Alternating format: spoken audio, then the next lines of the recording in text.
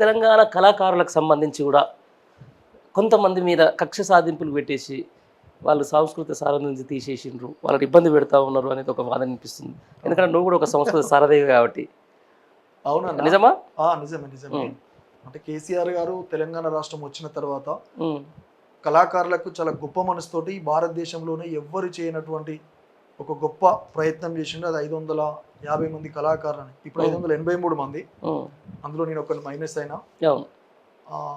కేసీఆర్ గారు మైనస్ అయినా అంటే మీరు స్వచ్ఛందంగా తప్పుకున్నావా లేకపోతే సస్పెండ్ చేశారు. సస్పెండ్ చేసారు? ఏ కారణం చేత? కరీంనగర్ కథనబేరులో నేను వెళ్ళిన, ఉమ్, అప్పటికి ఎలక్షన్ కోడ్ లేదు, ఏం లేదు. ఉమ్, కానీ సేమ్ టైం అంటే బీఆర్ఎస్ ప్రభుత్వం ఉన్నప్పుడు కూడా ఉమ్. ఇందులో ఉద్యోగం చేసుకుంటే చాలా మంది కళాకారులు కూడా కొంత బయట పనిచేసి వేరే పార్టీలు కూడా ఏ ఒక్కరు కూడా చిన్న డిస్టర్బెన్స్ చేయలేదు, సస్పెండ్ చేయడం జరగలేదు, జీతాలు ఆపడం జరగలేదు. కానీ మళ్ళీ కాంగ్రెస్ ప్రభుత్వం వచ్చిన తర్వాత నేను ఒకటే స్టేజ్ ఎక్కిన, కరీంనగర్ ఎక్కడంతో అదే రోజు సాంస్కృతిక సారథి కళాకారుల సదస్సు జరిగింది రవీంద్ర భారతిలో. జూపల్లి గారు వెంటనే టీవీలో చూస్తూ వెంటనే ఇటు నన్ను అటు అయ్యోనివా అవ్వనివా తెలంగాణకి తోటి పాలోని అని తేరు విజయక్క అసలు వేదిక మీద పాట కూడా వాళ్ళు నెక్స్ట్ స్టేజ్ ఎక్కింది అంతే. తేరు విజయక్కని వెంటనే సస్పెండ్ చేసి వెంటనే అదేం లేదు, ఏం లేదు. ఆయన మాకు ఇచ్చినటువంటి సస్పెండ్ ఆర్డర్లో కూడా చూపించారు. ఏంది మన టీవీ మాధ్యమాల ద్వారా చూడడం వల్ల మంత్రి గారి ఆదేశాల మేరకు మిమ్మల్ని తక్షణమే విధుల నుండి సస్పెండ్ చేస్తున్నాం. అంతే. ఏంటి మరి దాని మీద ఫర్దర్ నేను చూద్దాం ఏం జరుగుతుందో, ఒక 6 నెలల వరకు అయితే అవకాశం ఉంటుంది కదా అని కొంత అవుట్ రైట్లో మొదటి నుంచి కొంత కాంగ్రెస్ వైపు కాకుండా బీఆర్ఎస్ లో మొదటి నుంచి ఉన్నటువంటి వాడిని. తెలంగాణ ఉద్యమంలో కూడా నేను ఎన్నడూ కాంగ్రెస్ వేదికకి పాట వాళ్ళే, బీజేపీ వేదికకి పాట వాళ్ళే. ఉన్నదనంటే బీఆర్ఎస్ పార్టీ, మిగతా ఉద్యోగ సంఘాలు, ప్రజా సంఘాలు, దళిత భోజన సంఘాలతోటి నా జర్నీ ఉన్నది. ఓకే. కాబట్టి ఇటువైపు ఉండే అవుట్ రైట్ లో పనిచేద్దామని పార్టీకి అటాచ్ అయ్యి పనిచేస్తున్నాం. రైట్. అంటే ఏమన్నా పొలిటికల్ ఎజెండా ఉందా సందీప్ కు? ఏముంటదన్న, ప్రస్తుతానికి అయితే పని చేసుకుంటూ పోతున్నాం. తర్వాత ఏం జరుగుతుంది అనేది ఉంటది కదా. ఏం లేదన్న, ప్రజెంట్ బీఆర్ఎస్ పార్టీ కోసం ఒక కళాకారుడిగా అది మంచైనా చెడైనా, అవతల పార్టీ అవతల ఉన్నటువంటి ప్రభుత్వం ఎన్ని నిర్బంధాలు పెట్టినా అవుట్ రైట్ లో పాటతోనే నా పోరాటం ఉండాలని నేను అనుకుంటున్నాను. ఇప్పుడు మొత్తానికి ఈ 10 ఏళ్ల పాటు సాంస్కృతిక సారథి విషయానికి వచ్చే వరకు చాలా బ్రహ్మాండంగా నడిచింది, మంచి మంచి పాటలు. సాంస్కృతిక సారథిలో ఈ 10 ఏళ్ల కాలంలో ఆల్మోస్ట్ స్టేట్ టీంలో ఉండే ఎక్కువ కార్యక్రమాలలో నేను, నాతో పాటు ఇంకా అనేక మంది మిత్రుల ఉండి పనిచేశాను. ఓకే. నిజానికి ఈసారి గవర్నమెంట్ వస్తే కొంత మా పర్మనెంట్ చేసి కొంత జీతాలు పెంచే ఆలోచన ఉన్నాయి. కానీ రీసెంట్ గా మొన్న జరిగిన ఒక మీటింగ్ లో మంత్రి మన పొన్నం ప్రభాకర్ అని ఒక మాట ఏదో అన్నాడంట, 550 మంది ఫలాలని 5,000 మందికి పంచుతాం మేము. అంటే వచ్చే 24,000 జీతంలో ఈ 580 మంది ఫలాలని 5,000 మందికి పంచుతాం, గిట్లుండదు మాదని మాట్లాడిందంట. ఇక కొంతమంది అక్కడిక్కడ పోయిన కాడ కూడా ఈ సంస్థ తీసేస్తామని పట్టించుకోకపోవడం, ఇప్పటికీ శాలరీస్ లో 3 నెలల నుంచి జీతాలు లేవు సాంస్కృతిక సారథి కళాకారులు. ఈ కొత్త ప్రభుత్వం వచ్చిన తర్వాత 2 నెలలే పడ్డాయి, తర్వాత నుంచి ఇక శాలరీస్ లేవు. గతంలో ఏదున్నా 1 or 2 months లో ఎప్పటికప్పుడు క్లియర్ అయ్యేది. కొంత ఇబ్బంది అయితే జరుగుతున్నది. చూడాలి ఎట్లా మరి భవిష్యత్తు ఎట్లా ఉండబోతుంది, కళాకారుల జీవితాలు ఎట్లా మరి తెలంగాణ రాష్ట్రంలో? తెలంగాణ రాష్ట్రంలో వాళ్ళు కనుక ఏమన్నా డిస్టర్బ్ చేస్తే కేసీఆర్ గారి మీద ఉన్నటువంటి ప్రేమ కావచ్చు, ఈ పార్టీతో ఉన్నటువంటి అనుబంధం కావచ్చు, ఏమాత్రం సంస్థని డిస్టర్బ్ చేసినా మిగతా కళాకారులంతా వన్ సైడ్ కేసీఆర్ గారి వైపు ఉండి మళ్ళొకసారి కాంగ్రెస్ ప్రభుత్వం మీద పోరాటానికి సిద్ధమైంది. అంతే. ముందు నుంచి కూడా అదే పోరాటం, ఇప్పుడు కూడా అదే పోరాటం. అంతే అంతే. అప్పుడు రాష్ట్రం కోసం పోరాటము. అవును, అప్పుడు రాష్ట్రం కోసం. ఇప్పుడు ఈ పాట కోసం కూడా పోరాటమే చేయాల్సి వస్తుంది చాలా మంది. అవును. ప్రేమరాజ్ అంటే తెలంగాణ మూలాలు, తెలంగాణ మట్టిలో పుట్టినటువంటి బిడ్డ. ఆయన మాట్లాడుతూనే అందశ్రీ లాంటి ఒక పెద్ద మనిషి అంత పెద్ద మాట మాట్లాడండి. అవును. ఇంకా వేరే మాట్లాడితే ఎడబడతాను అంత పోరం కాడికి వచ్చినాము. సరే, ఇదంతా అయిపోయింది. మొత్తానికి నీకు మంచి ఎక్స్పీరియన్స్ అయి ఉండాలి ఈ ఎలక్షన్స్ ముందు, ఏదైతే ఎంపీ ఎలక్షన్స్ ముందు సంబంధించి కూడా సీఎం కేసీఆర్ గారికి సంబంధించి బస్సు యాత్ర ప్రతి సభలో ఉన్నావు. ప్రతి సభలో అంటే మేము కూడా దాంతో ట్రావెల్ అయినాం, మీరు కూడా ట్రావెల్ అయినరు, అందుకు దగ్గర చూసిండ్రు. ఎట్లా ఉంది జన స్పందన? మంచిగా ఉందన్న, బాగున్నది. నాకు తెలిసి భారతదేశంలోనే ప్రభుత్వం ఏర్పడినాక 2 నెలలు 3 నెలలు 4 నెలల లోపు ఇంత వ్యతిరేకత వచ్చినటువంటి ప్రభుత్వం ఏదైనా ఉందంటే మన తెలంగాణలో ఇప్పుడున్న కాంగ్రెస్ ప్రభుత్వం. కనీసం ఒక 2-3 ఏళ్ల తర్వాత కొంత ఏమైనా అనిపిస్తుంది. కానీ ప్రజలు ఇప్పటికే, నేను బస్ యాత్రలో చాలా అన్ని యాత్రలు తిరిగిన, సార్తో పాటు అన్ని జిల్లాలు పార్టిసిపేట్ చేసిన, స్వచ్ఛందంగా తరలి వచ్చారు చాలా ఏరియాలలో. నీకు మహబూబ్ నగర్ లోనైతే అసలు విపరీతమైన పబ్లిక్, వరంగల్లో అదే పరిస్థితి. ఖమ్మంలో కూడా అదే పరిస్థితి కదా, ఖమ్మంలో కూడా. విపరీతమైన జనాలు అయితే బాగా వచ్చిండు. సరే ఇప్పుడు ఏమంటారు, మొత్తానికన్నా తెలంగాణ అస్తిత్వానికి సమస్య వచ్చి పడింది, సంస్కృతి సాంప్రదాయానికి సమస్య వచ్చి పడింది. అంటే ఒక విజన్ లేదు. మా అందరి బాధ ఏందనంటే ఎవరు దీనికి మ్యూజిక్ కంపోజ్ చేసింది, ఎవరు దీనికి ట్యూన్ చేసింది అని అంటే భవిష్యత్తులో ఒక ఆంధ్రోళ్ళ పేరు చెప్పుకోవడం ఎందుకు, మన తెలంగాణలో పేరు చెప్పుకుంటే బాగుంటది కదా. తెలంగాణ అంటేనే పాట, తెలంగాణ అంటేనే ఒక ఏమంటారు, ఒక వినసొంపైనటువంటి జానపదం. ఇట్లాంటి దానికి కూడా అస్తిత్వం లేకుండా చేస్తానికి కరెక్ట్గా ఈ ప్రభుత్వం చేస్తుంది అనడంలో న్యాయం అయితే ఉందంటారు ఖచ్చితంగా. 100% తప్పు అంటే వాళ్ళు చేస్తున్నది తప్పు. మరి ఆయనకి ఎవరు సలహాలు ఇస్తున్నారో సూచనలు ఇస్తున్నారో, పొద్దున్న లేస్తే అద్దంకి దయాకర్ అనేది ఈ పాట విషయంలో కొంత ఇన్వాల్వ్మెంట్ గా అనిపిస్తుంది. కొంచెం సినిమాలో తిరుగుతున్నాడు కదా పెద్ద మనిషి. తిరిగినంత మాత్రాన ఆయనకు తెలంగాణ కళాకారులు ఏంది, ఎక్కడి నుంచి వచ్చింది ఏంది ఇదంతా తెలుసు కదా.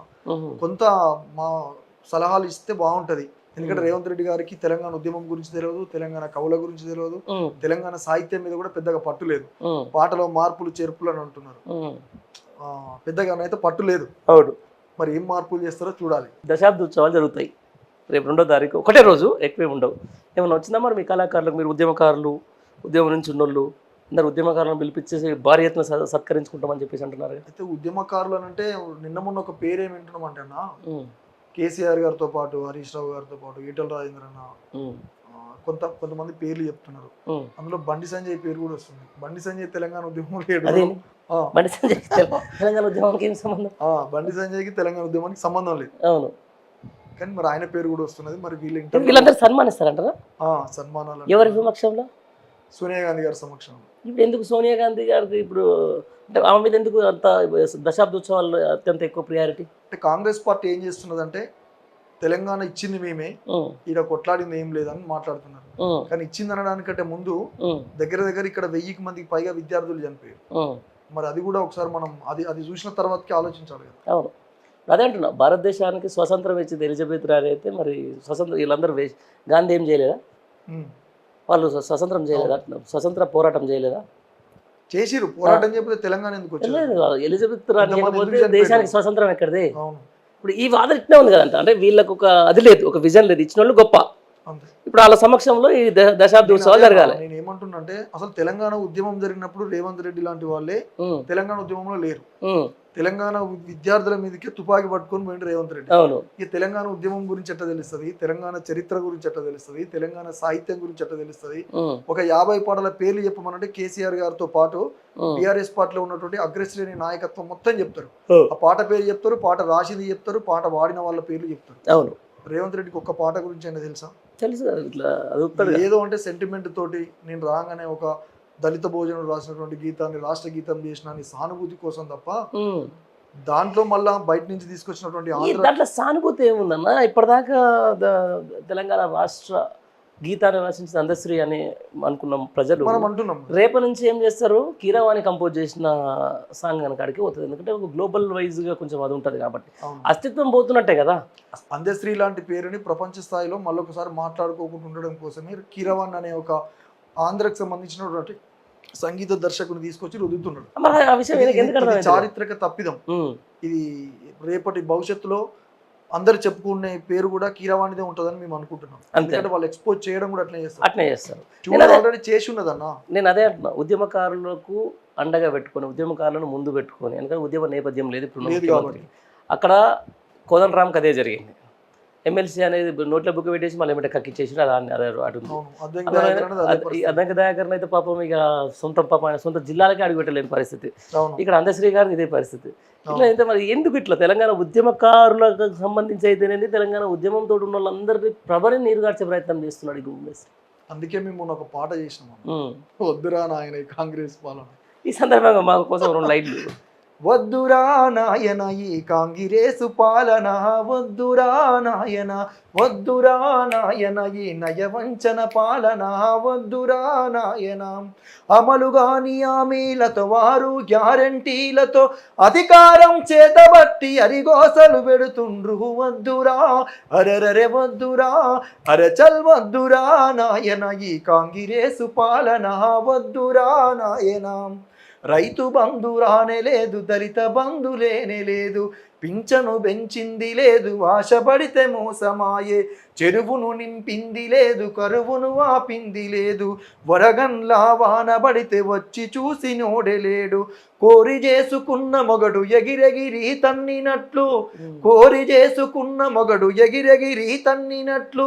అడగబోతే లొల్లి పెట్టి అడ్డగోలు తిడుతున్నారు. వద్దురా అరరరె వద్దురా, బరచల్ వద్దురా నాయన ఈ కాంగిరేసు పాలన, వద్దురా నాయన. ఇక కళ్యాణ లక్ష్మి ఏమో కలదప్పిపోయినాది. ఆడపిల్ల పెండ్లికిచ్చే చెక్కు లేదు, దిక్కు లేదు.